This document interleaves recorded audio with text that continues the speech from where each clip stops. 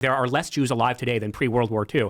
And this is my greater point. I don't believe that. What do you mean you don't believe that? There are less Jews alive today than there were pre-World War II. Pre-World War II, there are 15 million now. Correct. 12 million. No, not at all. There were 16 million. You could look this up right now. I'm happy to be fair. You could look it up right now. There are less Jews alive today. But that's not the point. I don't agree with that anyway. It's not a Because there's question a lot of of people like hang on, it's not a question of agreeing or disagreeing. Alex Stein, you check Jew Hang on your but thing. it's not a question of agreeing or disagreeing. You can Google it. You can fact check me right now in live time. He doesn't tick Jew, but he's a Jew. As an example. It's irrelevant who's Jewish. There are less Jews alive today than there were pre-World War II. I don't know. It's not because a lot of people don't Google it right now.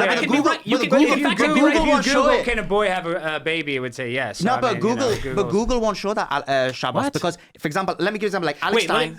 We're getting really sidetracked. Let me just make the point, and then I'll let you respond. Jews, so there's a lot more Jews than the claim. Again, factually, it's not true. But again, you can all Google it right now. And if you want to make the excuse, just give an example. There's one person in the podcast who is Jewish but doesn't take Jew, so he wouldn't be on the numbers. Google it right now.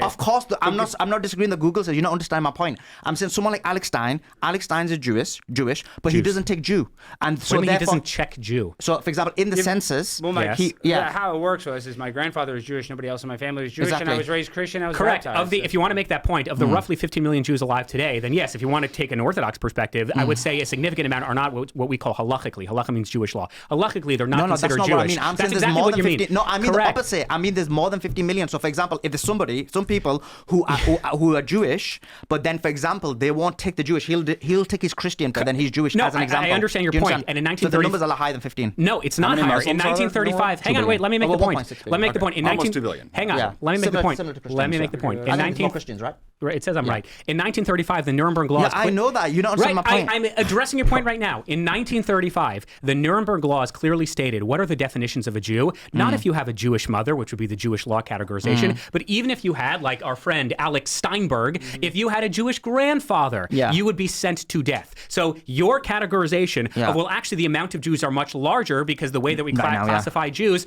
are way more liberal. The Nazis did the exact same thing. I'm saying the opposite. They're less liberal. No, you know, the Nazis were more liberal in who they classified as Jewish, which is why you had. You're proving my point. No, I'm not proving your point. Okay, let me make the point, and then you can respond. You're not making sense. Okay. I am making sense. Under Nazi German law, the Nazis would deport people to concentration camps. They would kill them in gas chambers based on their classification of who is Jewish. And according to their classification of Jewish, it was not the Jewish legal classification of whether your mother is Jewish, which in our religion is the only determination. Their classification was if your mother, your father, your grandmother, or your grandfather on either side. And if you take that number, it was roughly 16 million people. Now, if we were to take the exact same classification and the exact same definition of you have a Jewish grandmother, Jewish grandfather, Jewish mother, Jewish father, it is still less Jews today than there were pre-World War II. To be fair, it was 16 million before World War II, now it's 15.8 million. Right, so basically, it is less. But isn't that remarkable? Hang on, let me make the point. Isn't that remarkable, though, that even 80 years after the fact, we still have not been able to repopulate after our genocide? And the reason I think it's so remarkable is because Judaism, not because we're a supremacist, but we just predate Islam and Christianity. That's not a Jewish supremacist claim. That's just a historical claim. We predate Islam and we predate Christianity. Yet, how many Muslims are there? They're like 2 billion. How many Christians are there? Like 2 billion. How many Jews are there? Barely 16 million. And in fact, the Hebrew Bible actually prophesies that. You're making loads of points again. Let me respond to that specific point. You're right. Let me stop. This is my point. As you said quite correctly, during Nazi Germany, they were very liberal in the interpretation of what a Jew is. Therefore, when they're liberal, the numbers are going to be higher. Now, what's happened is when there's a lot of people who may have a Jewish grandfather, may have a Jewish great grandfather, whatever it may be, they will not be categorized as a Jewish person. And an example of that is Alex Stein, what I'm trying to explain to you. So under Nazi Germany, he would be within the 15, 16 million. So now you have a broader circle, therefore more people fall into that circle. Now you have a smaller circle, less people fall into that circle. It's very precise. So someone like him would not be under the data of Jews, and but in reality he is, and therefore what I'm saying is there's a lot more than is being said. But even then, I don't even know why we're debating this. I agree it's a side point, but I just demonstrated why that isn't true. I'm saying even under the definition today, using the same Nazi classification of your mother, father, grandmother, or grandfather, there are still less Jews using the exact same definition, which is why you had people under Nazi Germany who said, I'm not Jewish. I go to mass every single week. Why are you sending me to Auschwitz? And the Nazis said, no, you are Jewish. So all I'm saying is if you use the exact same classification, there are still fewer Jews. But I agree, it's a side point. The real point I wanted to make, though, is It's not that there's a conspiracy. I think this is where kind of the Twitterverse gets it wrong. It's not that there's a global cabal of Jews who are secretly implanting themselves to control the media, to control business, to control politics, to control finance. It's Jews are very proud of the fact that we make sure from a very young age that young people are aware that they must make something of themselves. They should go out into the professional world and be successful. And that doesn't mean we do it at the disadvantage of other people. I'm telling you right now, let me look straight at the camera. Young Muslims, young Christians, Americans, irrespective of your religion, you should also look at Jewish people and say, wow, I also want to be very successful. And I also want to have an education. And I also want to be loyal to one country. And that country is the United States of America. So I hope and pray that Muslim imams are going to mosques every single week. And they're not preaching about the superiority of Islam, but instead they're telling young people, you live in the greatest country on planet Earth. Make something of yourself. Because that's what I was taught every single day when we go to our synagogue and we pray for the welfare of the United States of America. We are told you have one allegiance. That's the United States. Make something of yourself in this country. So just two points. I don't think that Jews have one allegiance.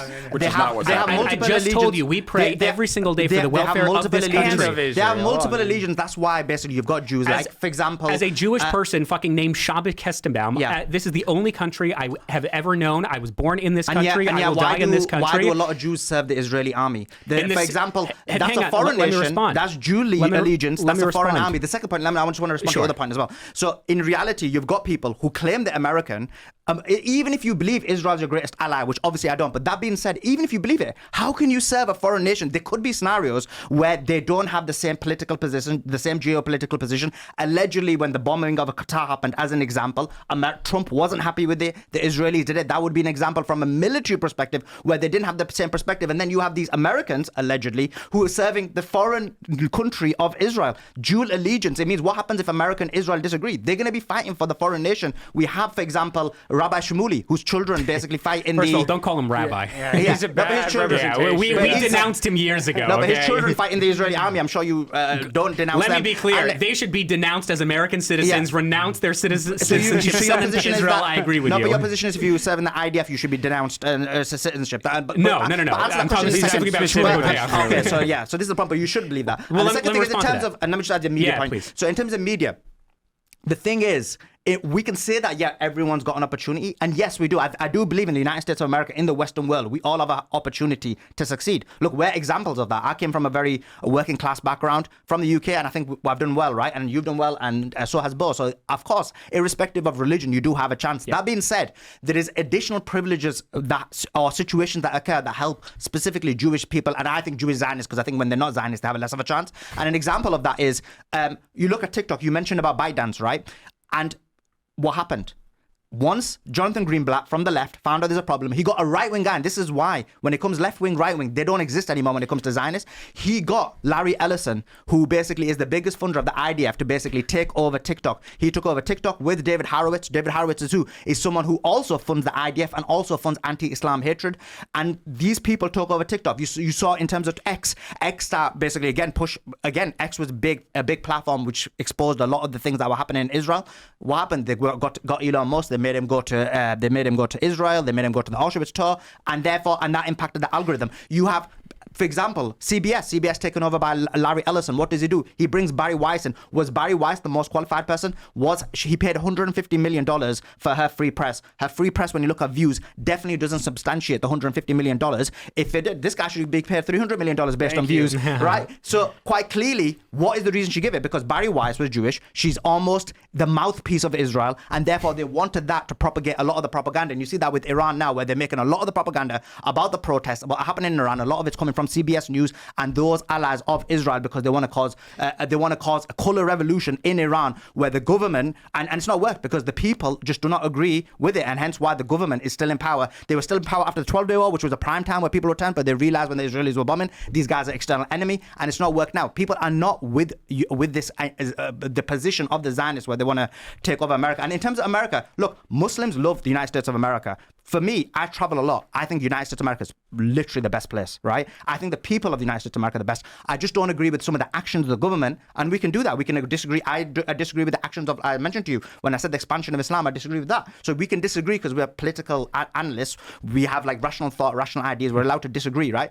But in terms of hate of America, no, I don't believe that Muslims hate America. There may be some specific extreme Muslims who do, just like the specific extreme Jews who do. You see on Twitter, these Jews who are doing sermons and talking about how we're going to subjugate the white man, we're going to subjugate the Goyim, we're going to subjugate the Gentile. Of course that happens, but I'm saying overarchingly, disproportionately, Muslims, when they're, as you said, 2 billion or 1.6 billion, you might find some extremism. If you look at per capita, that's a very small amount. When you look at Israelis, and you look at per capita, the amount who supported, for example, the actions of the Israeli state in Israel and in the United States of America, disproportionately, overwhelmingly, per capita, they do support actually murder and killing, and that's what the problem is. Thanks for watching this clip from the Culture War podcast. We're live every Friday, 10 a.m. to noon, so subscribe and come hang out.